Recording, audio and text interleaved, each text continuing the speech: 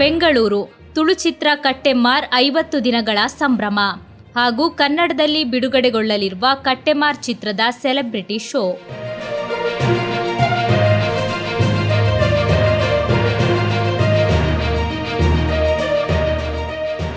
ತುಳು ಚಿತ್ರರಂಗದಲ್ಲಿ ಭರ್ಜರಿ ಯಶಸ್ಸು ಕಂಡ ಕಟ್ಟೆಮಾರ್ ಚಿತ್ರದ 50 ದಿನಗಳ ಸಂಭ್ರಮವನ್ನು ಅದ್ದೂರಿಯಾಗಿ ಆಚರಿಸಲಾಯಿತು.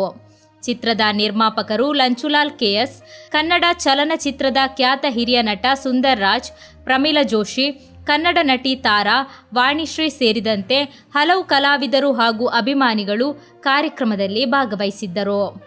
ಚಿತ್ರತಂಡದ ಸದಸ್ಯರು, ಕಲಾವಿದರು ಹಾಗೂ ಅಭಿಮಾನಿಗಳು ಸೇರಿಕೊಂಡು ಬೆಂಗಳೂರಿನಲ್ಲಿ ಕೇಕ್ ಕತ್ತರಿಸಿ ಈ ಯಶಸ್ಸನ್ನು ಸಂಭ್ರಮಿಸಿದರು.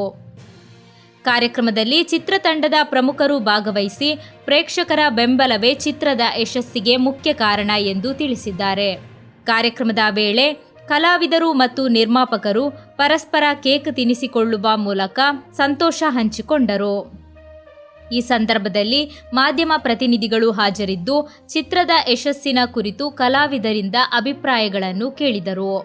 ತುಳುನಾಡಿನ ಸಂಸ್ಕೃತಿ ಮತ್ತು ಕಥಾ ಹಂದರವನ್ನು ಒಳಗೊಂಡಿರುವ ಕಟ್ಟೆಮಾರ್ ಸಿನಿಮಾ ಬಿಡುಗಡೆಯಾದ ಬಳಿಕ ಉತ್ತಮ ಪ್ರತಿಕ್ರಿಯೆ ಪಡೆದುಕೊಂಡಿದ್ದು ಇಂದಿಗೆ 50 ದಿನಗಳ ಯಶಸ್ವಿ ಪ್ರದರ್ಶನ ಪೂರೈಸಿದೆ. ಚಿತ್ರಕ್ಕೆ ತುಳುನಾಡಿನಲ್ಲಿ ಉತ್ತಮ ಪ್ರತಿಕ್ರಿಯೆ ದೊರೆತ ಹಿನ್ನೆಲೆಯಲ್ಲಿ ಇದೀಗ ಅದನ್ನು ಕನ್ನಡ ಭಾಷೆಯಲ್ಲೂ ಬಿಡುಗಡೆ ಮಾಡಲು ಚಿತ್ರತಂಡ ನಿರ್ಧರಿಸಿದೆ ಎಂದು ತಿಳಿದುಬಂದಿದೆ. ಚಿತ್ರದ ಯಶಸ್ಸಿಗೆ ಪ್ರೇಕ್ಷಕರಿಗೆ ಕೃತಜ್ಞತೆ ಸಲ್ಲಿಸಿದ ಚಿತ್ರತಂಡ ಮುಂದೆಯೂ ಉತ್ತಮ ಚಿತ್ರಗಳನ್ನು ನೀಡುವ ಭರವಸೆ ವ್ಯಕ್ತಪಡಿಸಿದೆ.